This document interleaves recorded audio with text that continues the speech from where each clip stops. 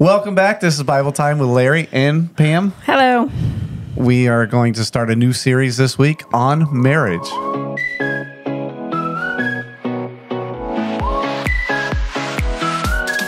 All right, this week we are going to be talking about marriage. Marriage is what brings us together today. All right. But before we get into that. That's pretty good, hun. Well, thanks. Seen that movie a few times. Yeah, we have. Before we get into that, we're going to talk a few things about what's been going on in our life, what's been happening. What's been happening? Well, we're back to work. Back to work. Been doing some remodeling projects. It's been fun. It has been, hasn't it? Yeah, it has. Yeah. It's turned out really nice. Yeah. I did added a couple of walls for somebody. They're building a photography studio, and it got painted today. So I got to see how well of a job my drywall skills were.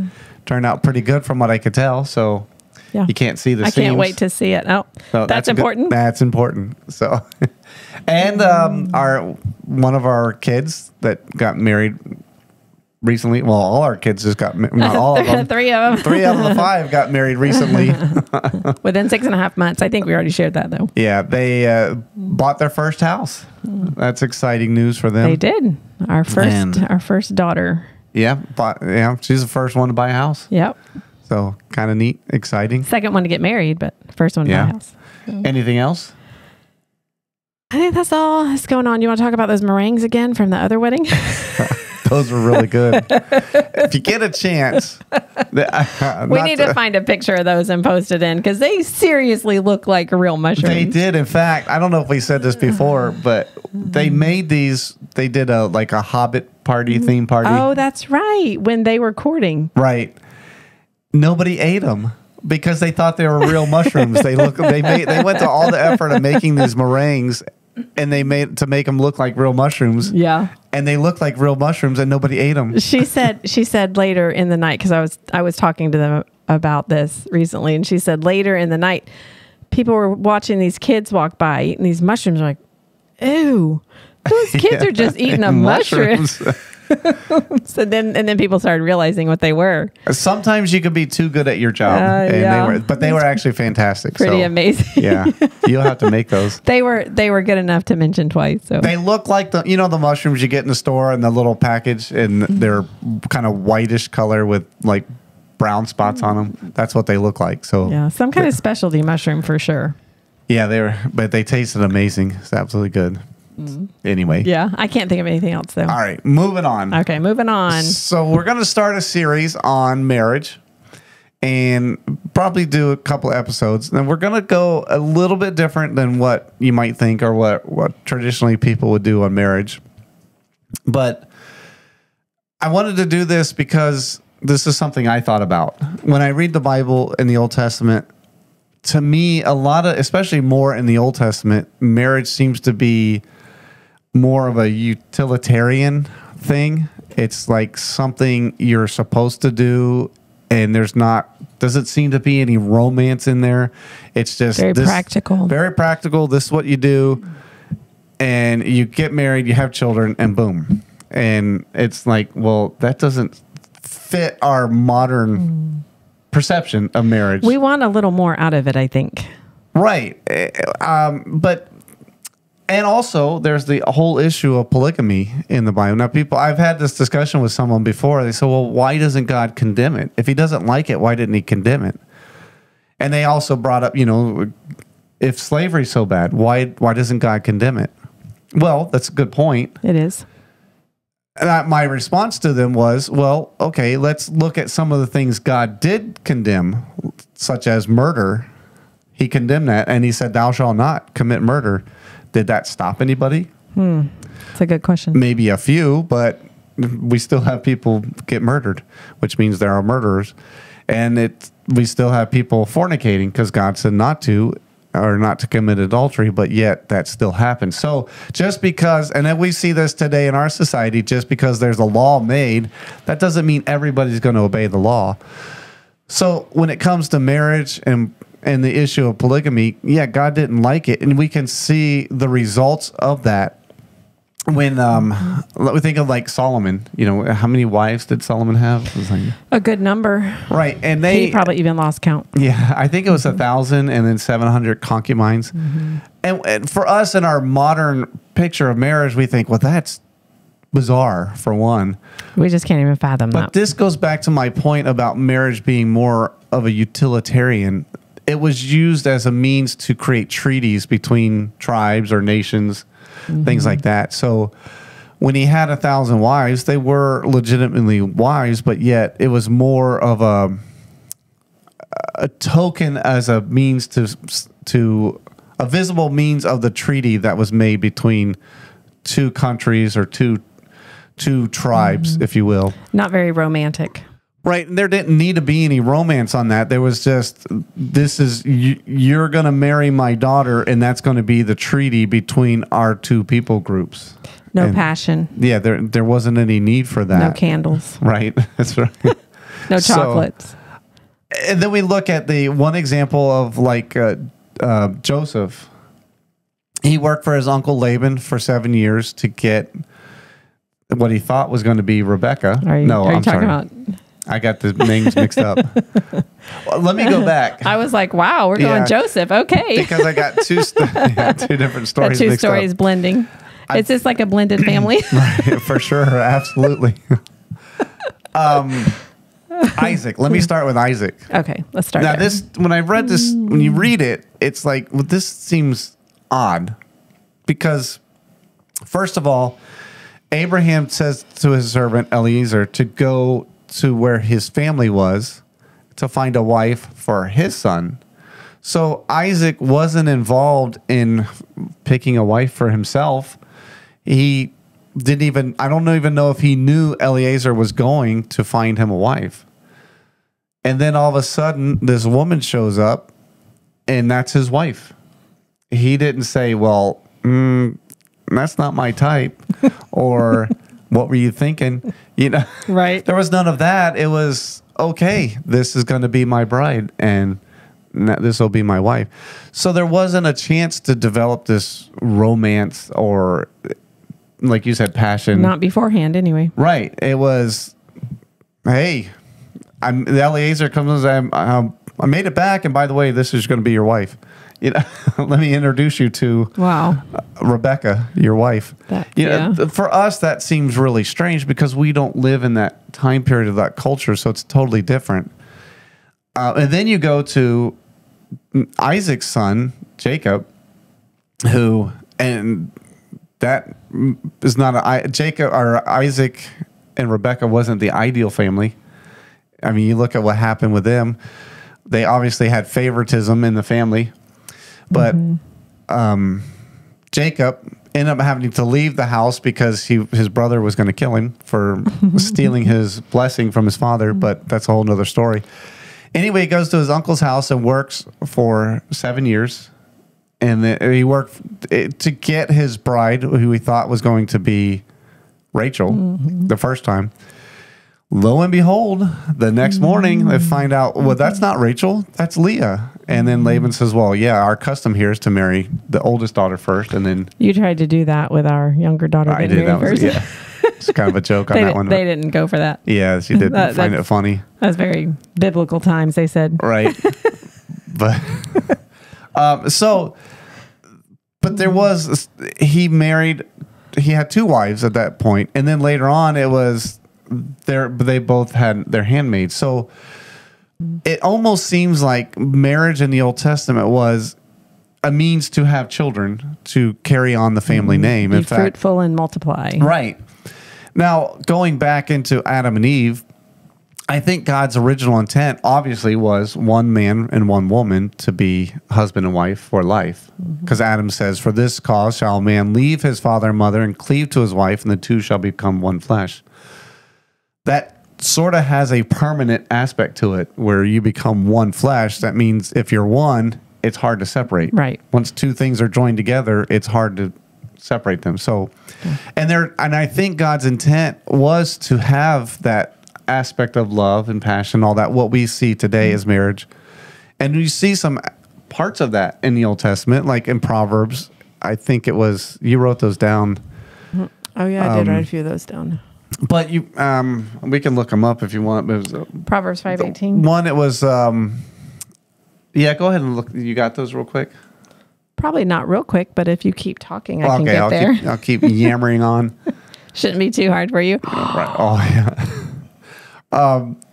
But anyway, yeah, we see those things in a little bit here or there in the Old Testament. We got obviously the Song of Solomon. That's a very passionate, romantic book.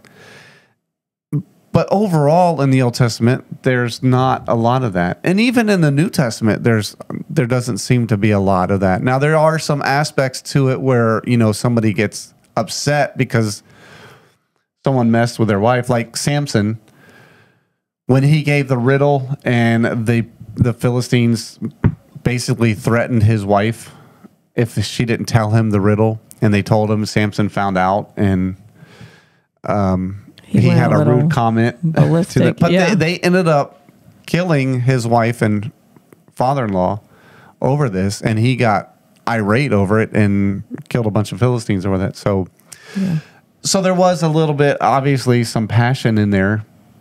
But again, that marriage shouldn't have taken place, because once Samson was he was an Israelite, he was supposed to marry within the nation of Israel, not a bit outside. rebellious, wasn't he? So anyway, so you got Proverbs what? 5:18.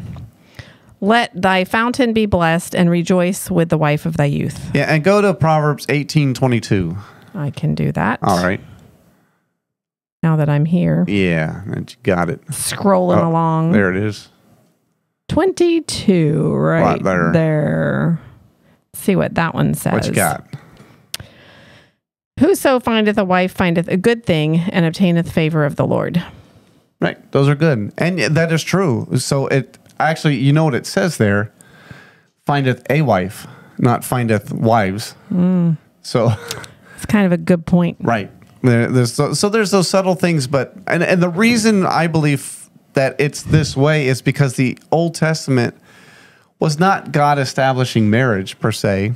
I mean, that was established in the beginning, but the primary focus of the entire Old Testament, except for the very beginning with, Adam and Eve and then Noah, but then from Abraham to the end of the Old Testament, was God was establishing a nation here on earth. They were to be his light on the hill, the shining example to the rest of the world. That's why they had a different law system, and they operated differently than the rest of the nations. They were supposed to. They failed miserably at that. But that's the focus of the entire Old Testament. It wasn't necessarily about marriage. It was about God establishing a presence on the earth through the nation of Israel.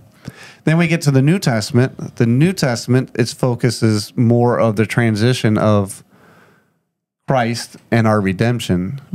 Now, the Bible does cover marriage, of course, and there's a lot of things in marriage, but it wasn't until Paul wrote in Ephesians that a husband was to love his wife. And you think, well, yeah, duh, that was obvious. That should have been there all along. Yeah, you're right, and it probably was. But I'm just saying the point is it didn't come until much later because the emphasis was on something else. And I'm not saying marriage isn't important and we shouldn't put a lot of emphasis on it, because obviously a healthy society is built on good, strong marriages. But this is a foundation I wanted to start on because, one, we look at the Bible as an example, and it should be. There's the answers to our life issues in the Bible. If you're a Christian, it should be there. If you're not a Christian, well, good luck. But anyway, you need to have a foundation. And every society in the history of the world, any society that's been an influence in the world has had a strong family unit. And once that's lost, the country falls apart. You look at the Roman Empire, once the family unit started to fall apart and break down, the whole nation fell apart. They got wealthy and they got lazy and they just fell apart.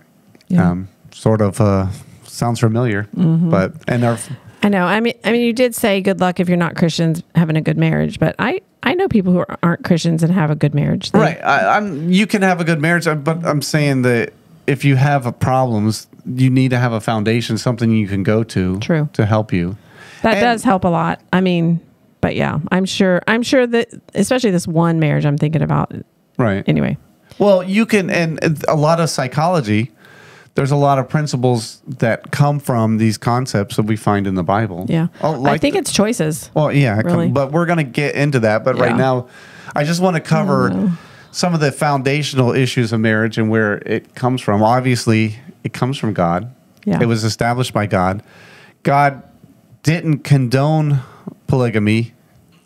Some may say he didn't necessarily outright condemn it, but we can see from examples of how bad that is and what troubles that has caused in the family. You think of King David, God called him a man after his own heart, but look what his family did. I mean, it was awful, some of the stuff. You had Absalom, who rebelled against his father, for one, tried to kill him and take his throne. Yeah. And then before that, he killed his half brother for raping his half sister or his sister. It gets all Yeah. convoluted because you have Yeah. all these multiple wives with their children and stuff, and it gets really messed up. Yeah. And it causes jealousy. And you never see a country today that is a strong leader in the world that practices polygamy. It still happens today. In a lot of Muslim countries, they're allowed up to 4 wives. And in some areas of Africa, different countries in Africa, they can have more than that, 7, 8, if they Wow. can afford it. But usually tribal chiefs, something like that, where they have... Is that like a sign of affluence? Yeah, a little bit, but you never see any like dominant world power nations that practice this because it tends to, by its nature, breaks down its family unit because you have one father, but then you got multiple mothers, you got children with the same father, but then different mothers, and like, well, who is who, and how does this work? And it gets confusing, and for the kids as well. Very. I even just helping a friend or something, and she goes away, and I watch her kids for a little time, and then she comes back. But before I leave her house, I think it's even confusing sometimes. Like, Right. wait, you were just telling us what to do, and now she's here. Okay, I guess we have to switch back. Yeah, are you my second mom? Just, Are you know, yeah, it's- just for those few minutes. yeah, it's we kind laugh of, about it, but you think you're 4 or awkward. 5-year-old kid. Yeah, like it gets really confusing. I and could so, not imagine. Right.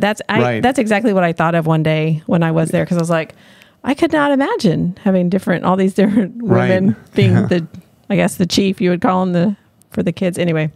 I mean, and with the Mormonism in our country, in its beginning in the country, they practiced polygamy, and it was outlawed. But Yeah. and there's still some groups of that practice it today. Wow. And it's to me, it's awkward for everybody around. But Yeah, it seems awkward to me too, but we don't know all the ins and outs of that either, do we? right, and you think about this. In marriage, just as a single man, a single woman, and married together, you have trouble. But if you multiply that by 4, it's just talk about things getting out of hand quickly. I mean, Is that 4 times the trouble, or is Right, that or is it exponentially? Yeah, Ooh, probably, we yeah. were going to say the same word, weren't we? yeah, I think so. You brought it up though. Look at that. But now let's go. We're going to shift gears a little bit from that because, like I said, I wanted to start from a little bit different perspective and what I was thinking, and I'm sure if I thought it, somebody else has thought it about Yeah, I marriage thought it in was the pretty Bible. cool when you were talking about Moses the other day, and you were saying yeah. like when he got reunited with Zipporah Yeah, and like Jethro, his father-in-law. and like what kind of it wasn't any kind of like fantastical emotional reunion. It wasn't written that way anyway. Maybe it was, but for us, yeah. I think that's in Exodus. I want to say maybe 9, 10, 11, Yeah. somewhere around there. But anyway, it's where Moses led the children of Israel out of Egypt. right? And it's been, I don't know how long it's been, probably a couple months at least, Yeah. if that, or maybe longer. I How long don't does know. it take to do all those plagues Right. and get all those people out of there? And then finally, Jethro's Moses' father-in-law, he brings Moses' wife, Zipporah, and their 2 sons. And that whole chapter, and even after that, there's no mention of Moses greeting his wife, greeting his children. I'm sure it happened. It's just not there. But what is there is Moses conversing with his father-in-law, and then his father-in-law giving advice about how to, get other people to help him lead the country. Yeah. So, and that's what I'm saying. The emphasis wasn't on marriage per se; it was more nation building, and so it's a different aspect. And I don't want to downplay and say, well, marriage isn't important because it's not important in the Old Testament. That's not my point. My point is that it's a different perspective. There was a different emphasis at the time, and that's all. And marriage is important, and it is a foundational issue. And I think we're running a little short on time here, but I think next week we're going to talk about, or not next week, or next episode, let me say it that way.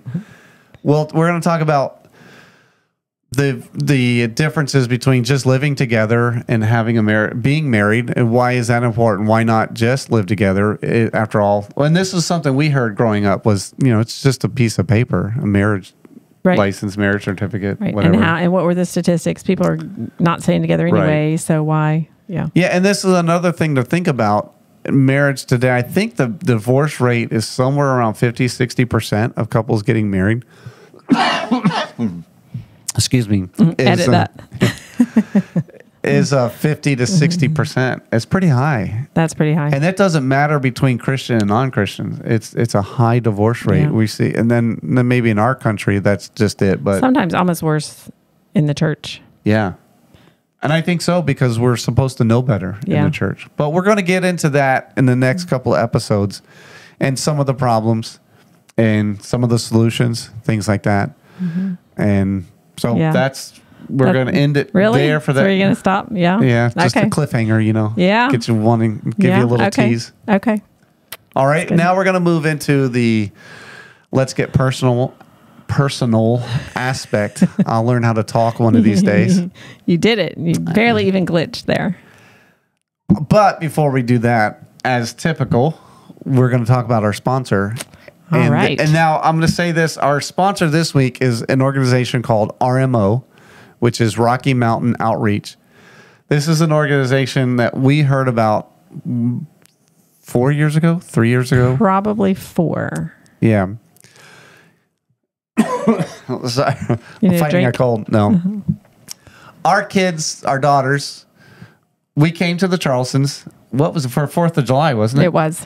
And they're like all excited about this missions trip to Colorado. And I'm like, okay, that sounds kind of neat. But then our girls wanted to go. And I'm like, who are you going with? We don't know anything about this.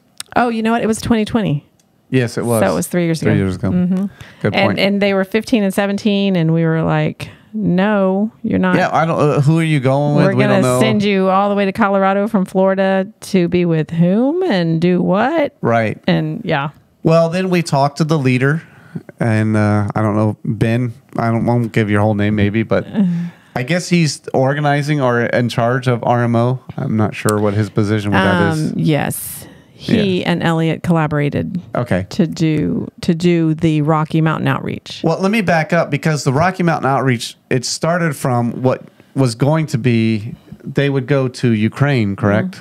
Carpathian Mountain. Yeah, it was CMO, right? Yeah, Carpathian Mountain Outreach. Yeah. But because of COVID, they couldn't go.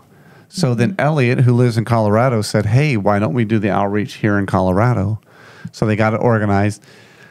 Our daughters wanted to go, and we're like, well, and they needed to know, like, now. They had to make a decision within the next day. Split. Yeah. So we're like, okay, we talked to Ben on the phone, and we're like, okay, well, this guy sounds legit. Sounds like and we knew kind of him by another association of somebody else we know. We don't know them personally, or not too well, but we do know them. Anyway, we said, okay, let's go. But then we had to figure out how to get them, because we had to go back home. We lived in Florida at the time, and it was either go home, get them packed, and drive them back to Louisiana, and then have them drive 10 hours home, 10 hours here. Us to go 10 hours back. Yeah, and then have them drive with the Charlestons to Colorado. That didn't make any sense. I said, look, why don't we because part of the gear they needed was camping gear, because part of the outreach is they do the outreach, which I'll get to in a minute. and then they go hiking, camping 1 night or 2 nights in the woods or in the mountain. I said, well, why don't we go? We'll just order the stuff on Amazon, have it shipped out there, and then you guys buy tickets for you to fly just from somewhere in Florida to Colorado. That's when tickets were reasonable. Anyway, I said, let's find tickets, ship your gear out there, and if you can't bring it back, just leave it for somebody else the next time. Yep. That's what we did, and they went, and they had a great time. It is not a typical missions trip where you just go suffering do good for things. Jesus. No, they actually went door to door. Where? In Colorado. They went in several places. I'm just kidding. I was meaning like suffering for Jesus down in Florida on the beach. Oh, yeah. Yeah, something like that. No, they actually did. They went to a couple of tent cities. Yeah, this was legit. This was legit. Hit the pavement. Door to door. We're out there up all day. Street preaching, feeding homeless. Hard stuff. I mean, it was like... Be bold, be courageous, get out of your comfort zone. Right. And they actually, I mean, it was nonstop action all day long for 4 days. It was real stuff. 4 or 5 days. Yep. It was intense. Oh. And then they and then at the end they hiked up the mountain, camped out, and then hiked and for like a debriefing and came back. So RMO, they're actually getting organized to go out again 2024. The summer, right? The summer. Yeah. Yeah. Oh, another neat story. So the next year our girls went, and then Andrew went with them. Remember? Yes. And they called us one night because actually one of the guys that was on the team got saved, got born again. Yeah. And he wanted to get baptized. Well, our kids, they had never been baptized. I never pushed it. I wanted it to be something they wanted. They wanted to own. In their time. And so they called us and they said, hey, do you mind? I'm like, no, this is what I wanted. I know. They were like, we would want you guys to be here, but this is our opportunity. And so they FaceTimed it, and we got to see it, and it was exciting. But it was cool. So exciting, and it was something for them to actually get out of their comfort zone and go do something that was, like legit mission work. Mm-hmm. So it's a really cool organization. Their website is, I have it. Oh, you do? Yep. Give me just a second. We want to interview Elliot and maybe Tiana also, who host in Colorado. So hopefully we'll get to put in a little clip from them personally sharing more about it. I know they can give better information than we did, I'm sure. Right. The website is onwardforchrist.org. Excuse me. I'm having a little trouble tonight. Let me repeat that. onwardforchrist.org. And that's RMO, Rocky Mountain Outreach. Rocky Mountain, I was going to say Rocky Mountain Mission Outreach, but that would be RMMO. Yeah. But it's a great organization. And if you're looking to do something that's in the States, you don't have to worry about getting a passport or shots or anything. It's in Colorado. So solid people. Yeah. To work with. Yeah. And it's a great organization. They're looking for participants. There's an application you fill out, and there's a selection process. There might be an age stipulation too. I'm not sure. 18 maybe. Look on the website. I know there wasn't before because the girls went. They were younger, but I think there might be. They were willing to make some exceptions. Yeah. And they weren't even going to have girls. Right, that was the other thing. Because the Carpathian Mountain outreach was always guys. Yeah. Because it was very rustic and survival type. Right. Stuff. But if you're looking for something to do this summer, check that out. It's a great organization. It's a great chance, and you actually do some legitimate evangelism on the street. Yeah. So that's our sponsor, and like Pam said, we're looking to have maybe the next episode we'll interview Elliot on there, so and maybe he can tell more. Now let's get on to let's get personal. Alrighty, I got a question for you. Uh-oh. Speaking of marriage, how many years have we been married? Not quite 32, but that's an easy one. How many years have you been happily married? It's a little harder, huh? Processing. That's horrible. Let me think on that. Yeah. Just thought I'd throw that out there too. I would say happiness in every year. Maybe. Boy, that's like a politician, isn't it? How about you? No. You got me all got choked him all up. choked up. Oh, no, never mind. Don't answer that question. Now, 32 years this December. This December December. 21st. Yeah. 32 years. Yeah. That's a... Where are we going? We haven't made the Alaska trip Now, yet. okay, this is a really cool, speaking of getting personal. So our son just got married, and talk about, to me, that I'm going to brag a little bit, and well, if you don't like it, that's too bad. I think this is so cool because our son Andrew, we tried to teach him as best we could to be diligent and wise with his money. He's so much, he took that and he's so much better than, I wish I was that good as he is. Yeah. But he learned, we taught him. He owned it, didn't he? He owned it. Yeah, the information we gave him, he like. In spite of the bad teachers he had with us, he actually, he went and did something with it. When they got married, they were able to go, not only pay, we did help a little bit for their wedding, but not much. And they were pretty much, they paid for it themselves. Well, and her side helped too. Yeah. Yeah. But they were able to go on their honeymoon to Spain and Portugal for 10 days. Yeah, long. I'm long like, time. wow. That We was went awesome. to St. Augustine For for 3 3 days, and I thought that was fantastic. It was. It was like, So- whoa, big time. Well, because we didn't travel much at all. Right. Like neither of our families could travel. In fact, when we got married, I had never been on an airplane. That's right. So that's how much I Yeah. didn't. Well, I mean, as a kid, we did take a few trips. Had but- I even been on an airplane? I don't think so. I don't think so I don't think either. either of us had flown. So our kids have actually flown way more than we have. Way. Way more. And but, traveled more yeah. than we have. but I thought that was really cool that he was able to do that. And that's Yeah, really and her neat. too. She was Yeah. part of that. That's awesome. And she's just as good as him, Yeah. apparently. So this is going to be amazing Yeah. to see what they do with God's money. All right. Anything else on the Let's Get Personal? I'm sure. I feel like I'm supposed to ask you some kind of question about marriage, but All righty.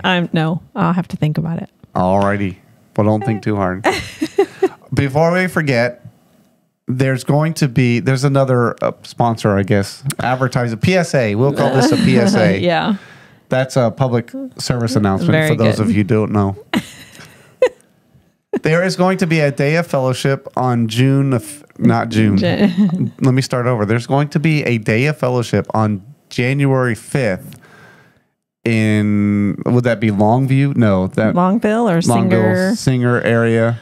We'll have to get the exact city and the name of the It's north of Lake Charles, Louisiana. community center. Community center yeah. and somewhere over And, there. I mean, I know the Scoggins do the Kushan the next day, and that's an open invite. Right. So next episode 9, look for that. We'll get more information about this January 5th because this is only November. Right. But it's coming up quick. But we want people to know to be able to plan if they want to. And it's fun. Oh, it's a They lot of do fun. a Friday day of fellowship at a community center with a volleyball Potluck. courts and all that. big playground outside. Yeah. And we do some potluck and visiting and board games and puzzles, whatever anybody wants to do, and a little talk. And then the next day, the Kushan, Yep. the Kushan de Lait, Couchon de lait. where we do the pig roast Yeah. over at the Scoggins property. And that's awesome. That's just always an amazing time too. Yeah. Do that. Hopefully we'll be getting some rain so that they'll lift the burn ban and they can do their bonfire. I know. They do an amazing bonfire every Yeah. year. Yeah.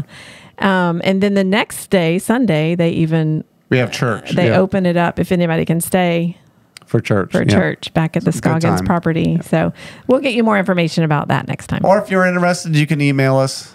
We'll put the email on the Yeah. note somewhere, I Yeah. think.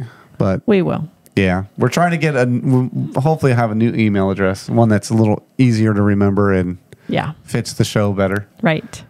But for now, before some little parting words, if this is more for the ladies. Oh boy. Yeah, a little tidbit for the ladies. All right. Let us So have it. you ladies, just remember, when your man says he's going to do something, he'll do it.